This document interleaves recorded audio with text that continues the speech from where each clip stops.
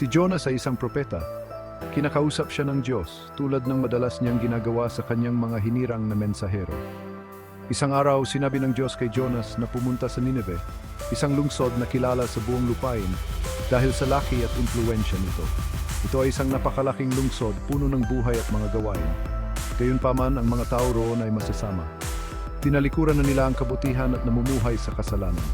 Nais ng Diyos na sabihin ni Jonas sa kanila na magsisi at manumbalik sa kabanalan. Ngunit ayaw ni Jonas na pumunta sa Nineveh. Lubha siyang nag-aalangan. Ang mga tao roon ay kanyang mga kaaway.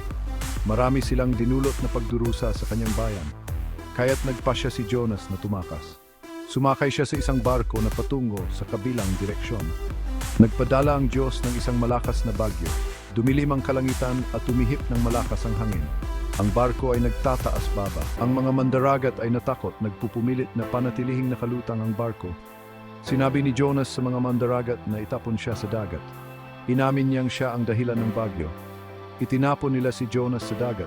Kaagad na kumalma ang bagyo, namangha ang mga mandaragat. Alam nilang nakasaksi sila ng isang himala. Ang biglaang pagkalma ng dagat ay isang malinaw na tanda ng banal na interbensyon. Bakit kaya tumakbo si Jonas? Tumakbo siya dahil nagduda siya sa pagmamahal ng Diyos. Gusto niyang maparusahan ang mga taga Nineveh. Ayaw niyang maranasan nila ang pag-ibig at kapatawaran ng Diyos. Nakalimutan ni Jonas na mahabagin ng Diyos sa lahat. Mahal niya ang lahat ng tao, kahit na ang mga masuwayin.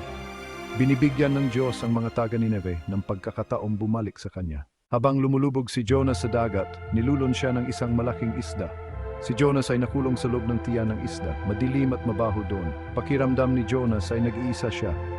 Ngunit ang Diyos ay kasama ni Jonas. Inutusan ng Diyos ang isda na iluwa si Jonas sa tiyong lupa. Ito ay larawan ng kamanghamanghang biyaya ng Diyos. Pumunta si Jonas sa Nineveh. Sinabi niya sa mga tao ang sinabi ng Diyos.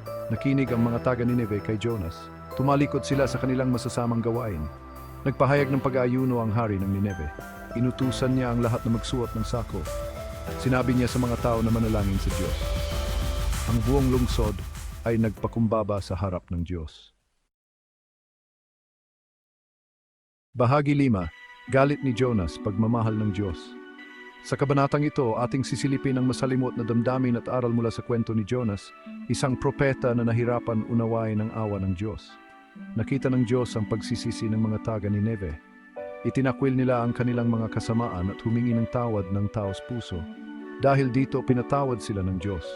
Ngunit si Jonas ay napuno ng galit at pagkadismaya. Hindi niya maintindihan kung bakit patatawarin ng Diyos ang isang lungsod na puno ng kasamaan. Dahil sa kanyang pagkadismaya, lumabas si Jonas ng lungsod. Kailangan niyang lumayo sa lugar na nagdudulot sa kanya ng matinding kalungkutan. Umupo siya sa isang burol kung saan tanaw niya ang Nineveh. Mula roon, hinintay niya kung ano ang susunod na mangyayari. Sa gitna ng kalungkutan ni Jonas, pinatubo ng Diyos ang isang halaman sa tabi niya. Ang halamang ito ang nagbigay lilim sa kanya mula sa nakakapasong araw. Ngunit nagpadala ang Diyos ng isang uod. Kinain ng uod ang halaman, nalanta ito at namatay. Muling nagalit si Jonas. Sinabi ng Diyos kay Jonas, matuwid ba ang iyong galit dahil sa halaman? Ang tanong na ito ay nag-udyok kay Jonas na mag-isip ng malalim. Ika-6 na bahagi ang halaman at ang uod. Ang kwentong ito ay mula sa aklat ni Jonas, isang salaysay na tumatalakay sa puso ng pagkatao at banal na pagkahabag. Ginamit ng Diyos ang halaman at ang uod upang turuan si Jonas ng leksyon. Ang halaman na nagbigay kay Jonas ng lilim ay isang regalo mula sa Diyos.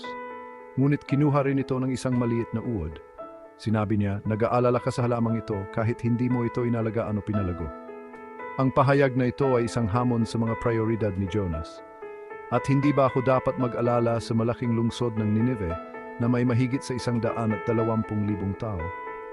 Ang mga salitang ito ay nagpapahiwatig ng lawak ng pag-ibig ng Diyos. Ipinakikita ng Diyos kay Jonas ang lalim ng kanyang pagkahabag. Nais niyang maunawaan ni Jonas na ang kanyang awa ay para sa lahat ng sangkatauhan. Nagmamalasakit siya sa mga tao ng Nineveh. Sa kabila ng kanilang kasamaan, nakita ng Diyos ang kanilang potensyal para sa pagsisisi at pagbabago. Nais niyang iligtas sila. Ito ay isang paalala na ang pangunahing layunin ng Diyos ay kaligtasan, hindi pagkawasak. Ika-7 bahagi, mga aral sa pagsunod. Sa kwento ni Jonas, natutunan natin ang kahalagahan ng pagsunod. Isang malakas na bagyo at isang hindi komportableng isda ang kanyang napala. Kapag sinusunod natin ang Diyos, pinagpapala tayo. Dinidisiplina niya tayo dahil mahal niya tayo. Ika-8 bahagi, mga aral sa pagpapatawad. Ang kwento ni Jonas ay nagtuturo ng pagpapatawad. Ipinakita ng Diyos ang kanyang habag. Tayo rin kailangan magpatawad. Kapag nagpatawad tayo, tayo ay magiging malaya. Ang puso ng Diyos para sa lahat. Ang kwento ni Jonas ay nagpapakita ng pagmamahal ng Diyos para sa lahat. Mahal niya ang lahat, siya ay matiisin at mahabagin. Binigyan niya ng pagkakataon ng lahat na magsisi. Nagagalak siya kahit isang makasalanan lang ang magbalik loob.